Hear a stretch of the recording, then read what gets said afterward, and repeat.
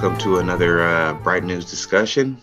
My name is Shannon Braswell, and I'm joined today by Dr. Arpad Szakolczai. So, Dr. Szakolczai, how you doing? Thank you very much. I'm fine. I'm ready to talk to you about these interesting questions that you suggested to me. Thank you for your interest. Thank you. Yeah. No, I'm really excited for this because there's a lot of questions, and it's my head is kind of all over the place, but I'm really excited to get some interpretation on them. So for starters, would you mind providing just like a general definition of the study and of the study and history of political anthropology? Yes. Now, I use political anthropology in a very specific sense, not in a narrow sense, but in another wide sense. I mean, some people talk about political anthropology as a subfield of anthropology as a discipline. Now, when we started to talk about political anthropology, and actually it was not started by me in particular, but it was started by Agnes Horváth, whom I know very well since 35 years, and some of my students who were also her co-students and friends, Björn Thomassen, who is now professor of global studies in Copenhagen, and Harald Vidra, who is professor of politics in St. Catherine's College in Cambridge. And so political anthropology at that time, as a subfield of anthropology, was not a terribly interesting area because it basically dealt with the anthropology of non-state societies. So that, as you can imagine, is not something which for a modern world is particularly relevant. Yeah. And so they came up with the idea, and that's a long story, but to cut it short, that political anthropology must be relaunched, not in this very narrow sense, but in a very broad sense, which would imply a kind of concern with anthropology, but of a specific kind of anthropology, which is particularly or seem particularly relevant for them, for us, and which is outside of the mainstreams of academic anthropology, which incorporates classical political philosophy, and which also incorporates a kind of historical sociology concerned with the understanding of modernity. So in that sense, the key figures of this broadly understood political anthropology came to be from anthropology, people like Victor Turner. Sorry, I just have to dismiss your invitation because otherwise you're in. Yeah. So Victor Turner, René Girard, Marcel Mauss, Gregory Bateson, Paul Radin, and some others, classical political philosophy, starting and fundamentally focusing on Plato and Aristotle, but also other classical figures in philosophy, and a kind of anthropological interest in philosophy in a contemporary context, a more modern context, Pascal, Kierkegaard, and Nietzsche, and then social theorists like Max Weber or Michel Foucault, Norbert Elias, Eric Voegelin, and others. In our understanding, political anthropology also incorporates fields like archaeology that is moving back to distant history, which is also quite close to anthropology in an American context, but also mythology, and some of the arts.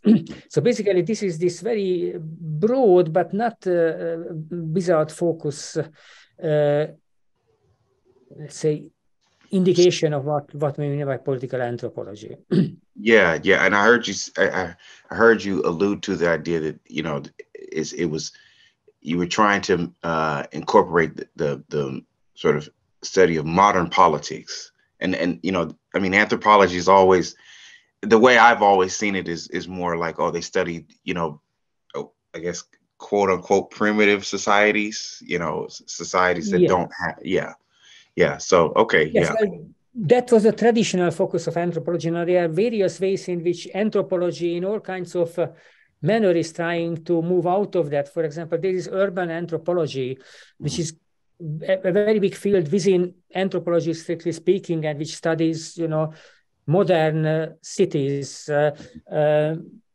how various people in various parts of the world are coming together and so on. So that's a very contemporary angle. So anthropology tries to escape this sort of old-fashioned, if you want, vision of that anthropology, something like a colonial vision of how the world is out there. Right. That's also an important direction, but our vision of political anthropology is not limited to this kind of politicization of anthropology in the sense of social movements, cities, let's say religious movements, but try really to return to the terms politics and anthropology in the broadest possible sense, in which politics is not just about who is getting elected and what is going on and are there conflicts, but what it means to live together, what it means that humans live in a community. And then anthropology means what it means to be human, which is extremely important, an issue, especially in light of current technological changes, artificial intelligence, all these kind of developments, this talk about, which for me is very frightening and almost unintelligible, about transhumanism and posthumanism, because what do people mean? I mean, supposedly machines are helping us, and now we are living for machines, so it's almost incomprehensible. So political anthropology, in our understanding, it returns to post-politics and to what it means to be human in the broadest possible sense. Mm-hmm. Mm-hmm. Okay. Now, as far as Rene Girard, yes, and his theories of mimesis, or imitation, the scapegoat. How did you all as theorists come to incorporate his work in political anthropology? Yes. No, Girard for us is one of the most important figures, founding figures of political anthropology. Now, Girard, as you probably know, was certainly not trained as an anthropologist, and many of the conventional mainstream academic anthropologists don't accept him as an anthropologist because there's no training in anthropology. But for us, he's more important a more important anthropologist than most anthropologists. And his ideas about imitation, and the term imitation is indeed one of the cornerstones of political anthropology. Now, it also, imitation is a central term connecting all these fields of, let's say, classical political philosophy, anthropology, and sociology, because on the one hand, imitation, mimesis was central for Plato, and that can lead us very far. And it was also a central concept of Gabriel Tarde, who was an important figure of classical sociology. Okay. Gabriel Tarde, for example, has been revitalized by some quite influential contemporary social theorists like Gilles Deleuze or Bruno Latour, who are both extensively using and trying to reanimate interest in the work of Gabriel Tarde and imitation or mimesis. So Girard, in a way, is not alone in returning to the concept of imitation. To, of course, Girard, for a number of reasons, has a very specific approach on it. And this approach about mimetic rivalry, the sacrificial mechanism, scapegoating, the connection between novels, myths, and anthropological evidence, that's in itself, again, a central element of political anthropology as we understand it, and as I particularly understand it, because for me, novels offer, good novels, of course, key novels offer a better understanding of human life than libraries of books on history or sociology in a conventional sense. Mm-hmm. Mm-hmm. Okay, yeah. I remember, people saying, like, they didn't want him really in their circles because he especially around anthropology, because it was just either something that would overturn things that they were doing, studies that they had, or, field work that they were trying to do. And so they didn't want him really around, or they didn't want to incorporate his work because because he wasn't trained as an anthropologist, and I had even, maybe we can get into this, but I remember him, either saying, or I had read a paper somewhere where he said that, he believed that James Frazier's work was actually, correct, but that the thing that he got wrong, or that he missed was that he didn't incorporate the Greco-Roman culture into that concept of, like, I guess the sacrificial mechanism, the scapegoat, or I something see like what that. you Maybe mean. I'm getting that wrong. Yeah. That could leave us very far, because Girard is somehow trying to integrate Greco-Roman culture simply into the sacrificial mechanism, which I think it doesn't fully work. Fraser, for example, Fraser was part of the Cambridge ritualists, who are a very important group of sort of early anthropologists who, and Girard is quite right, were unjustly marginalized. That's a part of a professional debate, and it's as a kind of bracket or a footnote, let me just mention that academicians, university people fail to realize that what they are engaged in their universities is the similar kind of petty politicking about figures and traditions and so on, which politicians are doing, or which street gangs are doing in a sense, some kind of ways.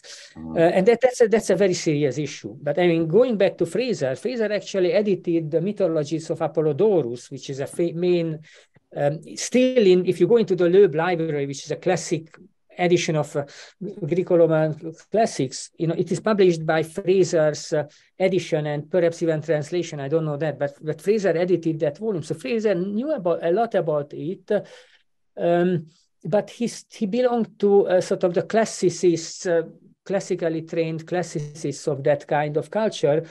So his assessment of sacrifice was different from Girard's, but it is a very, very important word. And actually also I consider Fraser as one of the most important classics, writing books which are way more important in my reading than, for example, Durkheim's or Boas's, who are now sort of the canonized founding fathers of anthropology. Yeah, I remember hearing about Boas, a lot. Now, you briefly spoke about some of the previous or prevailing views on social theories and stuff like that. Can we elaborate on that a little more? Like some of the previous views, like on social structure and like how societies are I guess come together and stuff like that before Girard. Girard speaks about the scapegoat as being the sacrificial mechanism as being the kind of linchpin in society, or the thing that births us. Yeah, you know what I'm saying? Okay. I see what you mean. I think the important part of your the important thread of your question is to what is the kind of tradition in which Girard sort of represents a basic innovation about, but I would say not social structure, but the origins of culture. In fact, there are books which are published by Conversations in Girard, or even by Girard, about the origins of culture. So really, what were the origins of human culture and civilization? And it leads, I think, into the heart of also several other of your questions. Because maybe the main contrast with Girard's theory can be stated, and even that is a partial contrast, it is contract theory. So basically, societies emerged, political societies, on the basis of some sort of original contract. I mean, Hobbes is writing about that, Rousseau. I mean, we cannot go through all of these classics. I think as I recalled, I remember I did a discussion with Dr. Eric Gons, and his Gons. Oh, yeah, he's Girard, and I think his work is kind of being considered as contract theory too, right? Like that the first humans or something like that made some kind of sign, or they pointed to something, and they both like agreed on that this thing or this object was sort of was prohibited to both. You know, they both couldn't touch it, or they both couldn't approach it. So it became, you know, sacred to the community or something like that. I see. No, I have problems with this kind of theories in general, because these are extremely speculative. Now, the merit of Girard's theory, but I want to go into two other directions from here, is that it's not simply speculative, but it is based on, wait a minute, I have some problems with the connection. Do you hear me? Okay. Yes, I can hear you. Okay, okay. Because your image frozen, but anyway. Oh, so, sorry. No problem.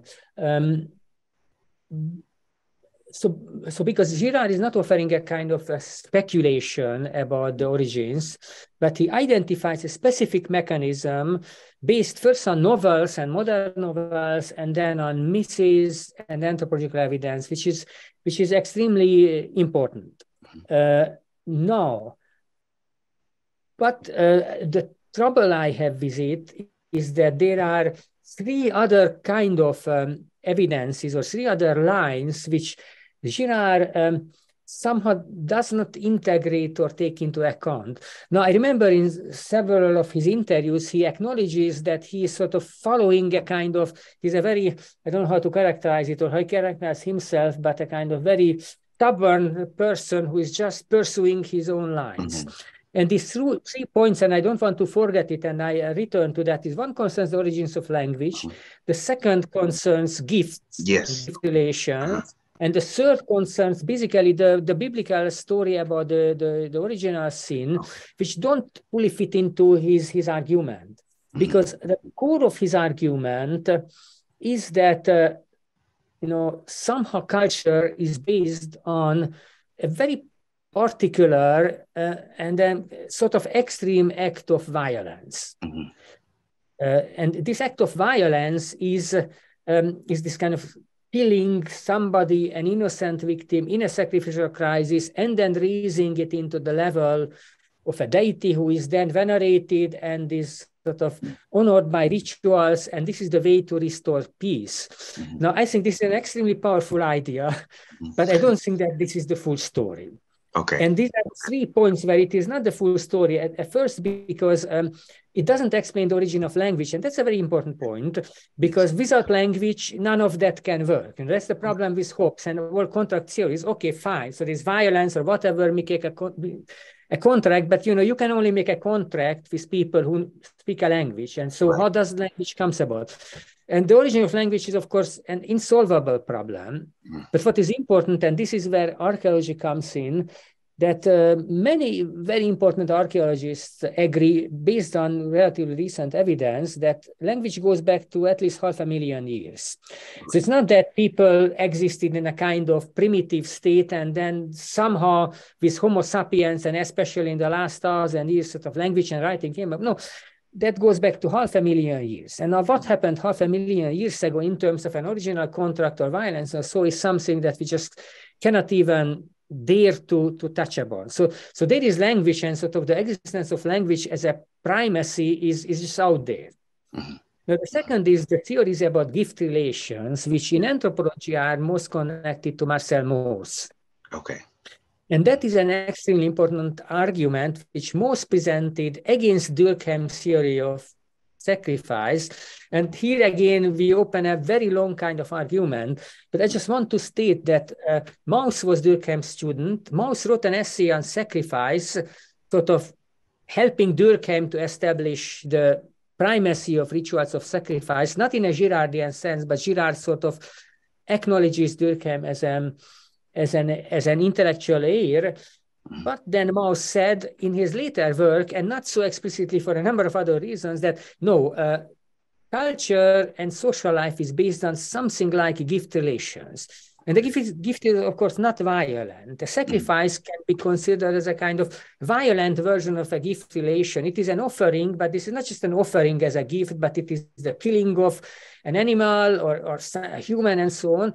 And so sacrifice for me comes into being when something is going wrong. So Girard explains what goes wrong in culture. And in many cultures, for many thousands of years, many things have gone wrong. And almost all societies, in one way or another, entered into this path of sacrificial rituals and sacrifice and violence. But for me, that's not the original. There is something unacceptable about it. And now we turn to the third point, which is just as important as the question of the origin of language, the question of gifts as original, and that's the question of the original sin. Because after all, Girard is quite explicitly a Christian or even a Catholic writer, but in my understanding, strange enough, he never touches upon the idea of the original sin. Now, the original sin may be just a theological argument, but from a Catholic perspective, it is historical. And if we turn into, for example, St. Augustine among other persons, and Augustine is a central figure of not just theology and philosophy, and in my understanding of political anthropology. So it cannot simply be dismissed as a kind of ludicrous myth or whatsoever. And the central point is that if we consider something that the original sin as having something to do with certain kind of historical events, then this idea, captures something which Girard captures in the sacrificial mechanism, and actually can be made to harmonize, just as the other two ideas can be made to harmonize with Girard's theory. So there's not that much that I find wrong actually with Girard. The only point is that that's not the full story. And if somebody tries to present it as the full story, I cannot really accept it. Right. So how does his theory sort of explain what went wrong? Are you saying like would that mean like what got wrong when the sacrifice was going on or when the ritual was going on, and there was something that went wrong during the ritual, or like if it's not the ritual. The ritual comes later. So what went wrong? No, in the Girardian sense, that's we go back to this idea, and there are a number of very important ideas. The idea of imitation and mimesis as being sort of very fundamental. So, for example, I agree with Girard in contrast to Kant, and that's what Plato is actually saying, that what is fundamental for human beings is imitation. And of course, imitation returns, but only returns to some way to what animals are doing, because animals are also imitate, but animals also act by something which we call instinct. And all these words are, for example, instincts is a word that, we don't really know what they mean. And of course, humans also not just act by imitation, but instincts. And these things, instincts and imitation and very, very complex words, which somebody just try to capture what we are doing. But anyway, imitation for humans is even more important than for most animals, according to ethologists and experts.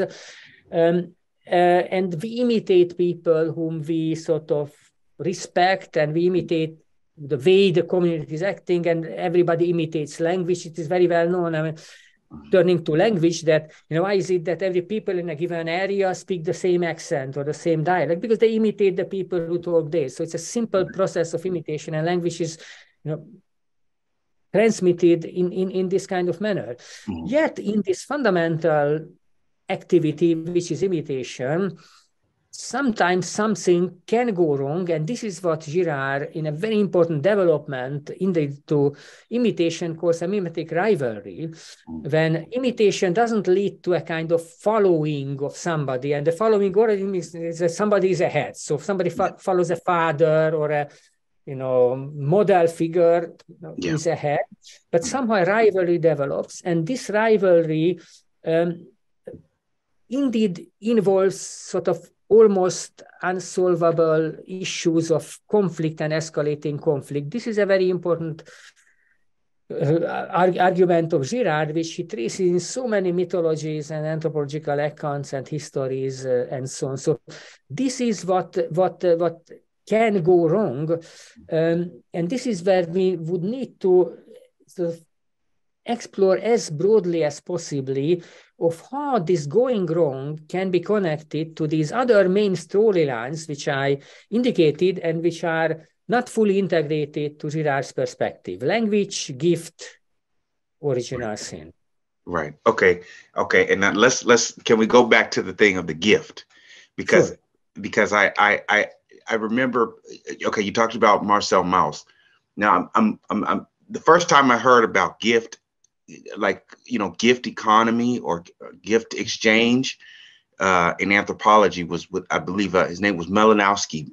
Is that his name? Malinowski. He went to Malinowski, yes, yeah, Malinowski. he went to I think Papua New Pacific Ocean, yes. Yeah, and he had studied the culture there, and that they were exchanging gifts with one another. But I always thought to myself, now what happens when they get to a point to where one group says, well, the gift is not big enough, or I don't like that gift, or like they keep on giving to each other, and it's you know um it's keep sharing back and forth, but then there's a point where it's like that gift economy doesn't work anymore. Like it escalates to where it's like uncontrollable or something. Does that make sense? What I'm Sure. No, that's an important point, and I think this is here where Mauss goes a step beyond Malinowski. Now, Malinowski was one of the main sources of Mauss's gift essay, and Malinowski was a very, very interesting figure on his own, and that's a long story because Malinowski was Polish. Malinowski was a Polish Catholic. He read actually Nietzsche, then emigrated for various reasons and had his own career and so on. But I think Mauss generalized, not completely, and that's the limit of Mauss as well, of gift giving as not so much connected to objects and the exchange of objects, but as a kind of generalized attitudes. So Mauss is using a term which is almost impossible to translate into English, which is prestation totale, which is something like total services, but it's the word service doesn't. Prestation is a word which is very difficult to translate into English, but the idea means that a gift means kind of general attitude of people to each other. So, for example, and that's a central example of Mauss, gift concerns the relation between generations. So the parents raise the children. So basically they give gifts to children. Life is a gift. Everything which you do is a kind of gift. And the children doesn't return anything of that. And there's no point of returning except that then the children grow up. And then when they grow up and the parents grow old, then they take care of the parents. And it's not a question of giving objects. It's not even a question of rationality by any means. But that's what Mauss is saying. That's the fundamental principle of life. So one cannot measure and calculate how much I receive from my parents, they have to give. That's the end of life, basically. That's the end of the world. Okay. If one is thinking in this way. And what Mauss is saying is that that's a model for any kind of human and social life. So that's the way teachers should teach their pupils at every level. It's not that they will return something, but then they will also teach or behave in this kind of way. And this is a kind of ethic, which is radically different from a kind of, if you want, modern rationalistic utilitarian contractual ethics. What did I get from that person? What should I give? That for Mauss is very wrong.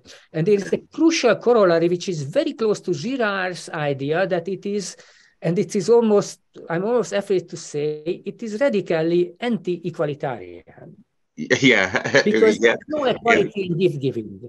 It is based on a kind of, not universal, but general benevolence, which means that if I have a goodwill to people, they will have a goodwill to me. If I help people, they will help me, but not in an equivalence kind of manner, but just as a kind of really natural, at once natural and cultural human attitude. So that's the core of what gift relations or gift giving means in a kind of Maussian world.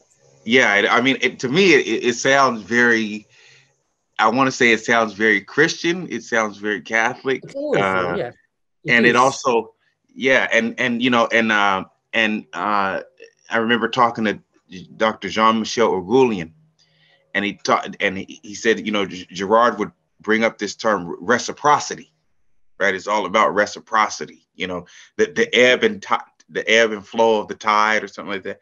He said, we don't really know what the term reciprocity means in Latin, but, you know, it has something to do with the ebb and flow of the tide of the, you know, the sea or something like that. But yeah, I see what you're saying. And I kind of like that idea a little more. I like Mouse's idea a little more, like, you know, you're giving in a sense of almost like, you know, it's not out of like expecting something back, but it's out of like, you know, giving in order for the other person to, you know, to pick up the like good behaviors.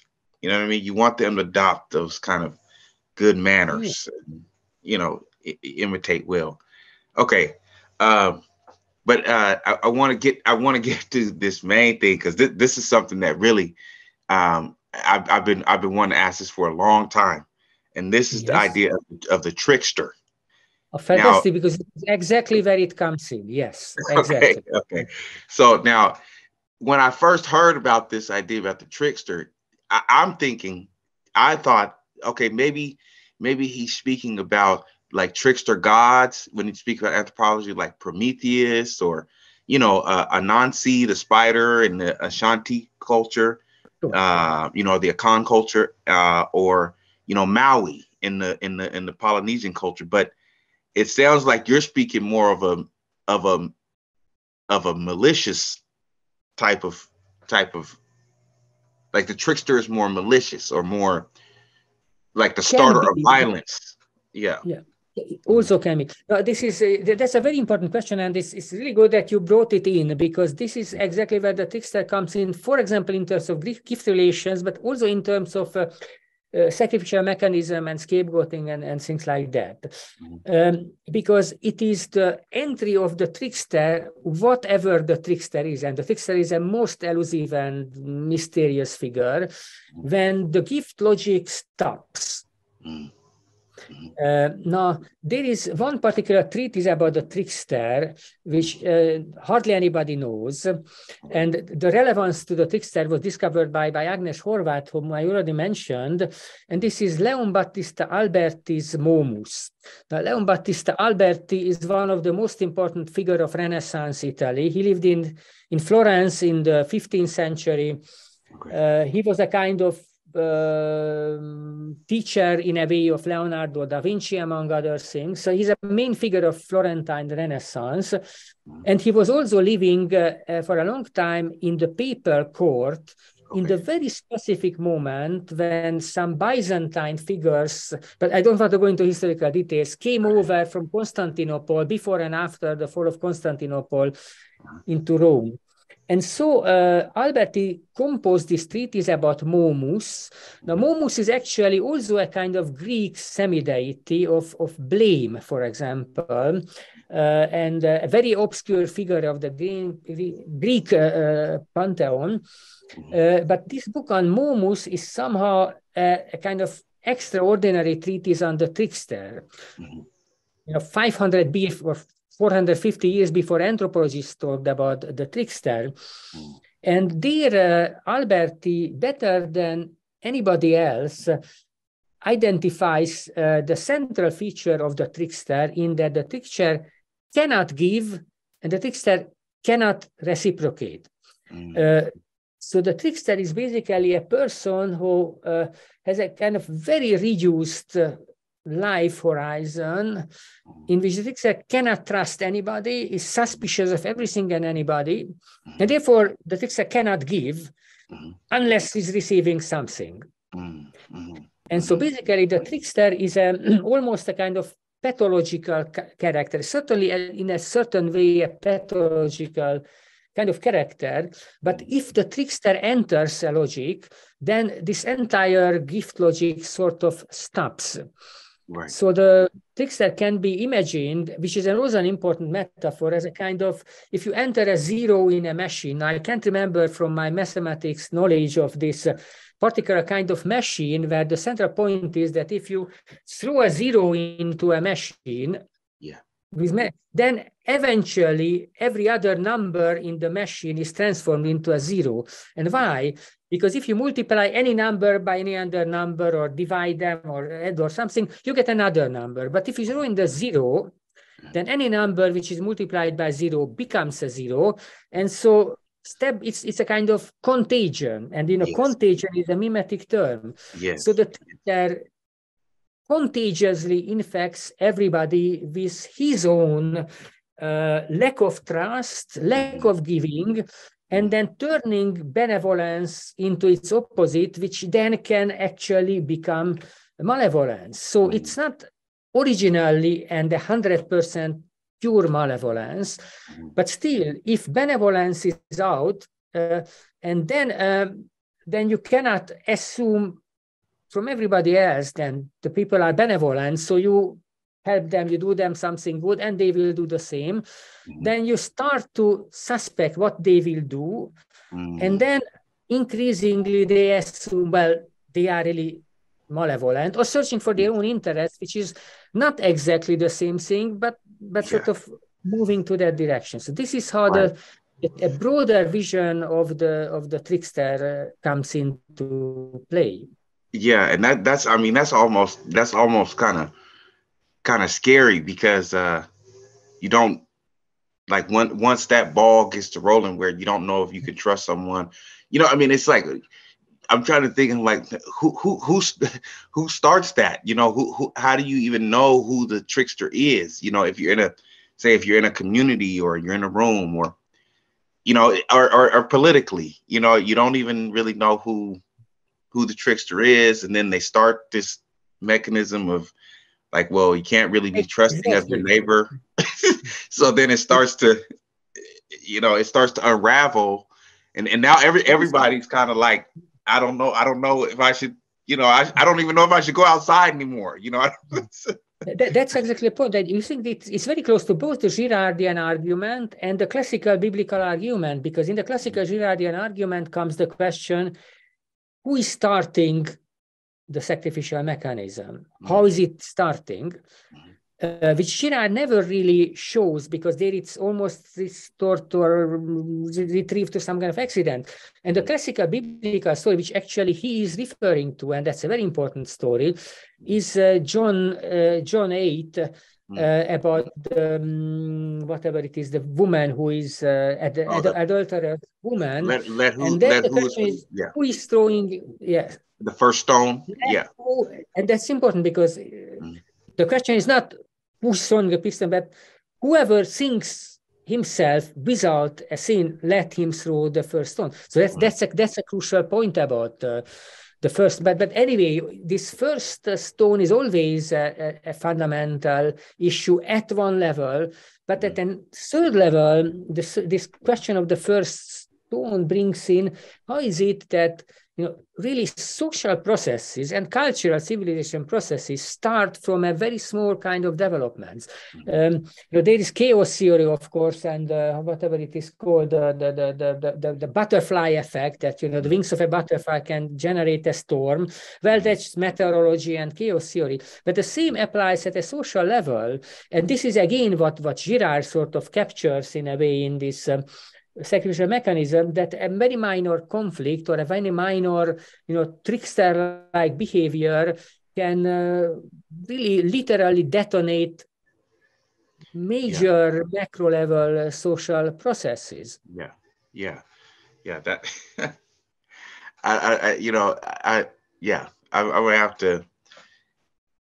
I mean, it's you want to think about that more, and like I want to really, really try and process that, and but it's really hard to find like-minded people who just want to even engage in the thought of that, because especially in politics, and I'll just say this coming from the United States. I mean, we're so embroiled right now in sort of trench-like politics. Everybody's sort of just digging in and in their group, and they say, man, I'm not trusting like Republicans at all, and the Democrats say the Republicans say I'm not trusting the Democrats at all, and then and then the ones who want to do the whole peace building thing, or the like, oh, can't we work it out? Can't we work together?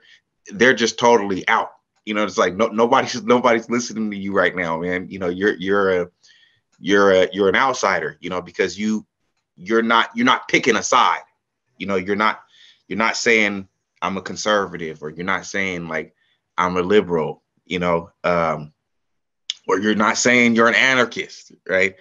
Or a Marxist. And and that's another thing we've had here. I mean, I don't know how you feel about all of that, like Marxism and and communism and socialism, and I mean we have I don't know. I mean, I think my country is drenched in politics right now, and yeah, that's I agree. But just to answer your own question, as I lived in Hungary under communism, I'm not a terribly great fan of either communism or Marxism and so on. Although I understand that there are various differences. But I also lived for for 4 years in the United States. I have a PhD from Texas, so I was actually in Austin, Texas for. So I know, I mean, I'm not saying I know, but I knew, or I have a set of understanding, of the United States, given that I lived for 4 years. And the distant news which I have are getting sort of worse all the time. It's in my little understanding that I have, the United States was based on a very precarious balance between a number of different kind of and quite arguments or different kind of foundations which are otherwise difficult to reconcile. The French Enlightenment, New England Puritanism, and so on, not to mention this entire, whatever it can be called, of legacy of slavery and so called things. So the United States was at the forefront of many things, and in other things, it was so extremely backward that Europeans could hardly understand. If you want to read something interesting, I don't know whether you've encountered, read the travel notes of Dickens, the English Charles Dickens in the United States when he was in very, very interesting, and because he shows that, and he's not a very prejudiced person at all. And so he shows how in many ways in the 1840s, the US was way more advanced than England. And in many other things, it was way more backward in a way that was unintelligible, prison conditions, slavery. And these are kind of legacies which the US never overcame. And now it has become, all of it is part of an extremely explosive mixture that, one is just really wondering and is afraid of where it will be going, because it is increasingly moving towards not a convergence, but a kind of divergence. And the last presidential elections and all these kind of things were really, it's no more a circus, but it's getting to be, I don't know how to characterize a catastrophe just by looking at it. And I don't have any, suggestions about that from the distance that I'm here in the mountains in Italy, that I'm just very, very preoccupied where it will go, together with Ukraine and many other, very preoccupying phenomena. But these concepts, just to return to our theme about imitation and the trickster, are very fundamental, because a certain kind of rationalism and economic rationalism ignores imitation, ignores the trickster. It's everything there's no tricksters. It's all about buying and selling, and it is not true, because, for example, what is commercial? What are commercials if not tricking people? Right. And just talking about commercials and marketings. All it teaches it tricking people, and that's the core of economics. So it's not rationality, but it's about tricking. And why is it tricking? Because people imitate. Right. Why somebody buys something? Yeah. Because others buy it. Right.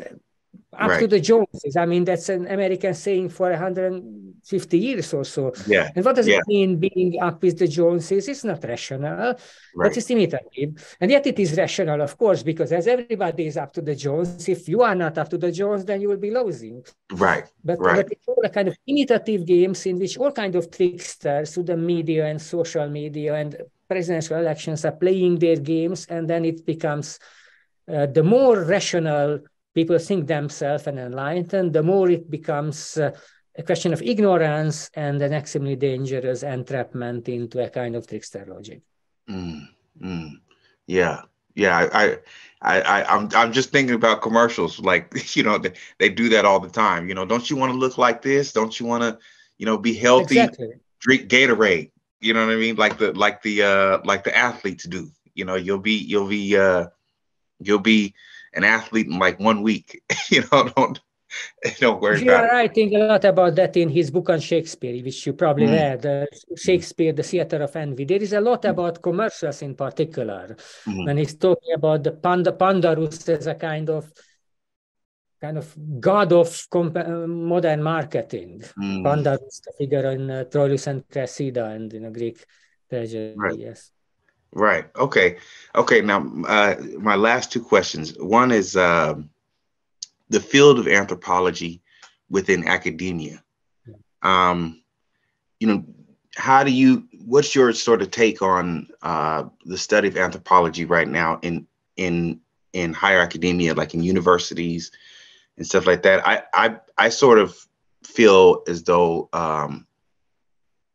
and I don't know when this started. I don't know, you know, when this came about, but it seemed to me that anthropology was helping to sort of solidify certain political, you know, endeavors, and that the study of anthropology had been sort of manipulated or taken up by politicians. Like they wanted to use anthropology as a way to solidify their ideas or their political movement. You talk about now in the past, the origins of anthropology, or the present, or both? No, I mean like in the present. I mean in the present. You know. Okay. Okay. Now I can see your question. Okay. Now I think I would say that in a way, anthropology was always very politicized, simply by going back to the colonial times, when anthropology was supposed to offer some kind of knowledge, well, you know, whether by good faith or bad faith, because we cannot always assume bad faith at all. Whether by good faith or bad faith, anthropologists were there to sort of give some advice to the colonial administration about, you know, really what these people are, what they do, and so on. So, but that was a very particular kind of political involvement, which of course academic anthropology was trying to overcome, and certainly overcame in one way or another. But then what happens now is almost a kind of counter politicization of anthropology, when what for better or worse is now called political correctness is sort of particularly strong in anthropological departments. Now, this is combined with a somewhat unfortunate focus on cultural relativism, when you know, cultural relativism is as if a kind of the polar opposite of you know, colonialism, and colonialism means that we are the civilized and they are the barbarians. Cultural relativism means that everything is the same, when of course not everything is the same, and you know, any culture can have its own problems, and it came to be, and which is very well known in the Girard circles, that anthropologists were denying headhunting and any other practices which didn't fit this kind of Enlightenment perspective that everybody is the same. And this is again in a kind of minor academic way an almost irresolvable issue, because it's very delicate to deal with differences between cultures, which are not just differences, but which are, really, serious problems. This is, I will bring up another key figure of, and for me, a very exemplary figure of anthropology, who is Gregory Bateson. Gregory Bateson, who was from Cambridge, taught in Cambridge, went to Papua New Guinea, and then he realized that what he learned by, this kind of, among others from Malinowski and Durkheimian anthropologists, doesn't help, because he encountered with really gratuitous violence, not completely gratuitous, but, acceptable on this, which was unacceptable. And so he came up with this extremely important idea of schismogenesis. Now, this is very important, because schismogenesis takes back to the heart of American politics, because schismogenesis means how a schism is generated. And a schism is generated meaning that, perhaps supposedly one time there was a kind of American polity or commonwealth where everybody belonged, which didn't really exist for some other reason. But anyway, and then people sort of respected each other's, that, they might belong to another party, another movement, and so on, but they still, and this is a schismogenesis, means that they become radically split apart, which is the same thing that happened in Europe, and then came the religious wars and the civil wars and everything like that, when for a Catholic, a Protestant was worse than a Muslim or a pagan or whoever. That's schismogenesis. And sort of what Bateson sort of intuited, that, these cultures living there in Papua New Guinea, that was not the original state of mankind or the primitive state in any sense, but somehow something desperately went wrong. And so they ended up in this kind of permanent state of headhunting and violence and so on. Which is not an original state of mankind. It's a result of schismogenesis, but nobody knows what happened, because you don't have historical records about what happened there 200 or 1,000 years ago. So schismogenesis is an extremely important concept, and actually Girard is using double bind and some of the works of Girard of Bateson. It almost sounds like a glitch, like they just. It's like they can't move forward or they can't move back. They're just stuck in a certain mode. You know what I mean? And then you talk about schismogenesis, and I'm thinking here about the 18th century here in the United States. Like, we have like the North and the South, and that schismogenesis is already beginning to unfold with the founding fathers. Like, they're starting to disagree with each other about how the nation should be, run and things like that. And the North has a very different view of, like, say, federalism versus, what's the other one?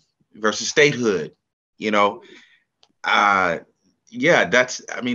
never thought of it like that. I never, that's good. Sure. And schismogenesis fundamentally is a war, and it led to a civil war. And then at the end of the Civil War, Lincoln and so on, then there came another kind of unity in a kind of very schismatic, schematic reconstruction of that. And in my reading, it is this which is somehow now being threatened in a very different kind of way, and yet in a somewhat similar kind of way. And that's what I don't know what it will lead to, because somebody should come. This is when Weber is talking about a charismatic leader, but it is not yet in the horizon, who somehow manages to unite these schisms. I mean, this was exactly what, in a way, Lincoln was, but I don't want to go back to American history. Lincoln is widely recognized as being charismatic, who somehow managed to forge a kind of unity out of this terrible disunity. Well, that leads me to my last question, and that's about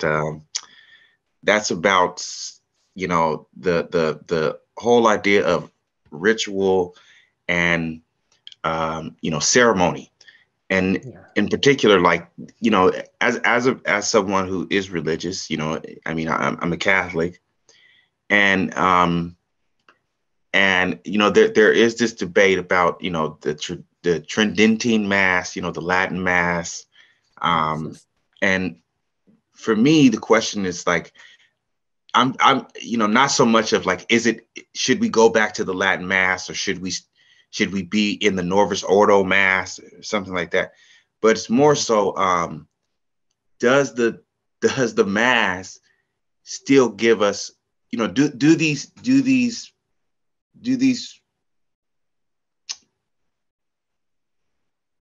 if I say rituals, and somebody might say, well, it's not a ritual, it's not a ritual, it's an actual, so I'm trying to put it in terms that I don't get blasted by somebody who's, really like religious with it, so I'm trying to say, like, the ritual, the further it gets away from like the original scene, like away from, say, the first time that Jesus does the supper, the Last Supper. The Last Supper, yes. Yeah, well, the more you get away from that, this is just my thinking. It feels like the more you get away from it, the less effective it is.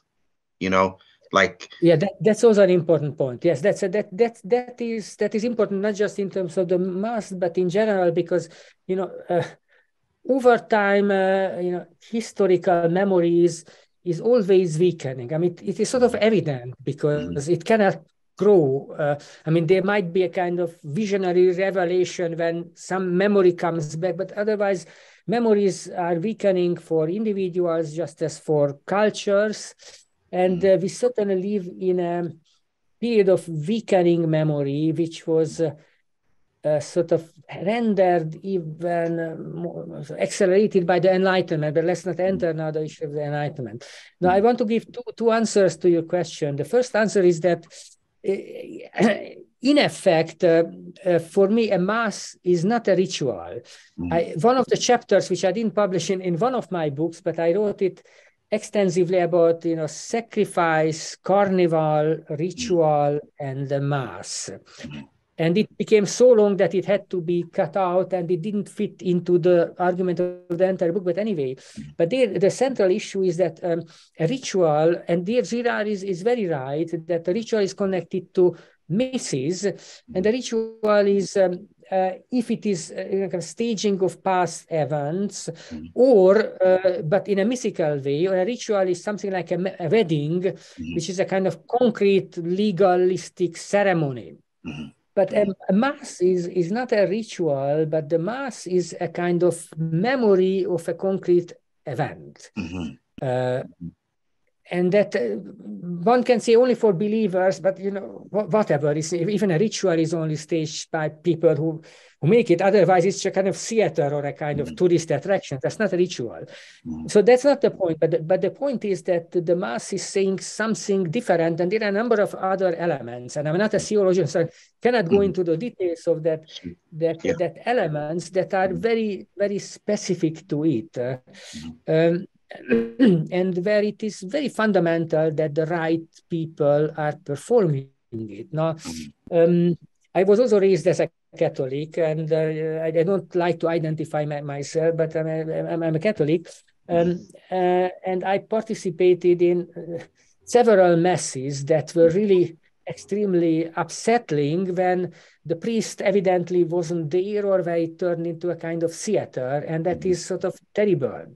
But I was lucky enough to have several in Hungary, in Ireland, in Italy, several very good priests who, and it's, when it changes from a good priest to a bad, or a bad priest to a good, that's a kind of very radical change, because in one case you suddenly find that it's fantastic. In another case, you suddenly find that you cannot go to that church anymore. Right. Yeah.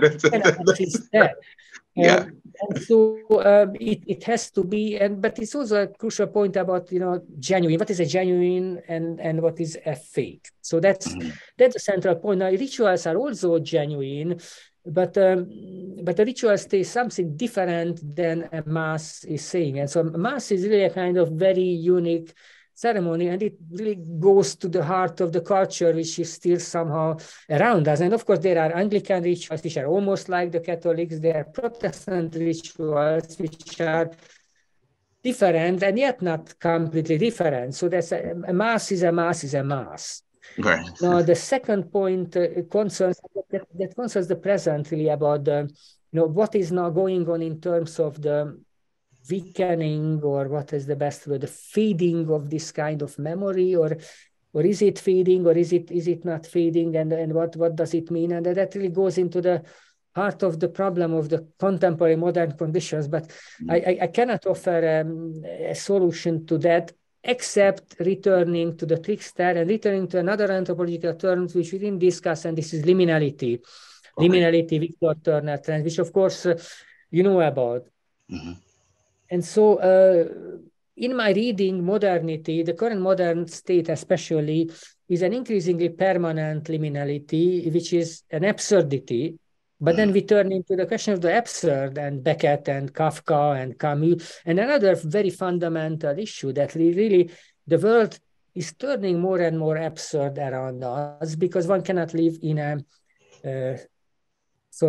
because one cannot live in a state of permanent liminality, permanent transitoriness and uncertainty. Mm-hmm. And this can only be maintained and perpetuated by a kind of trickster logic, where you cannot find just one trickster or some tricksters or some group of people who are tricksters. This is why I'm talking about a trickster logic in some of the books, which is again a term I take from Agnes Horváth.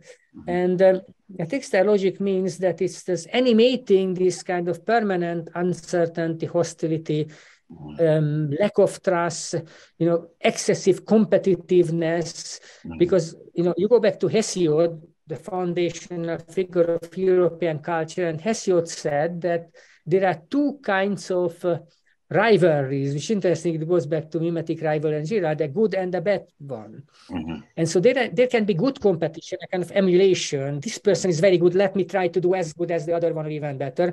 And there is a bad competition when, how to defeat it, how to eliminate it. I want what he has. That's a bad kind of competition.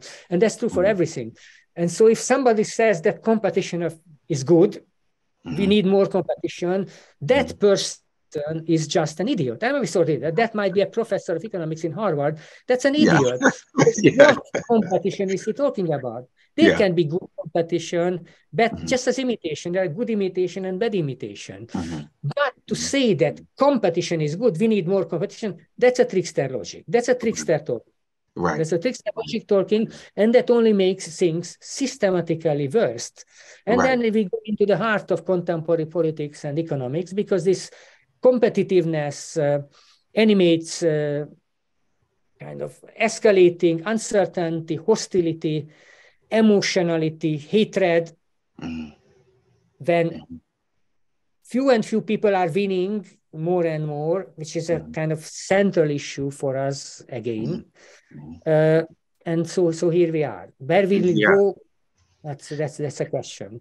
And this kind of logic also contributes to the weakening of our memories, all kinds of memories and cultures and traditions, including the tradition of the mass and so on, and the idea that it's just a ritual, and the failure to be able to understand and feel what is going on. Yeah. I hope it doesn't. I hope we're not leading into a point of paranoia, where every human is sort of they're isolated. They don't want to be around others because they can't trust. They don't trust another human. And for myself, I have felt that. You know what I mean? It's like you don't know what you can say or not say, because you don't know if it's going to be used against you or not. You don't know if you should. I mean, I do see what you're saying. That's why we need to return to the personal. That's very fundamental. Everything has to be personal, not mediated by medias. It's everything. So, for example, our conversation, I mean, it's distant. Unfortunately, we don't talk next to each other, but we still, it still has an immediateness. We are not sitting in a large room, or we are just not writing emails to each other. Right. So there is this personal element, and it is this personal element that can establish, trust everywhere. Right. Not in front of a direct audience, not when the Right. audience comes in, when somebody's playing for the audience, somebody's playing for how many people will replay it, because this kind of competitive, imitative audience logic, that is the trickster logic, and this is what we have to escape. And it's in a way, it is easy to escape, because it's just we have to go back to the concrete and the personal, Right. and figure out who you can trust and who you cannot trust. Figure out and you know, especially who you can trust, and Yes. that needs a kind of personal engagement, and moving away from all this kind of indirect measures, Yeah. fame, money, press, media, everything else which just comes from this kind of circular and mimetic games, which only brings about rivalries and which ultimately isolates each and all of us. That isolation is a fundamental trick, of course. Right, right. Well, Dr. Szakolczai, I want to thank you for joining me and taking some of your time to talk with me. This has been, I really got a lot out of it, and I hope maybe we can do this again sometime. You know, you know, either through the web or in person, hopefully. But yeah. Perhaps that's a long time, long distance, but anyway, thank you. I also enjoyed it, and I hope I'm glad that I could be of help and interest to you. So thank you very much for the interest again. Thank you. Thank you. All right. Ciao. Thank you. Bye.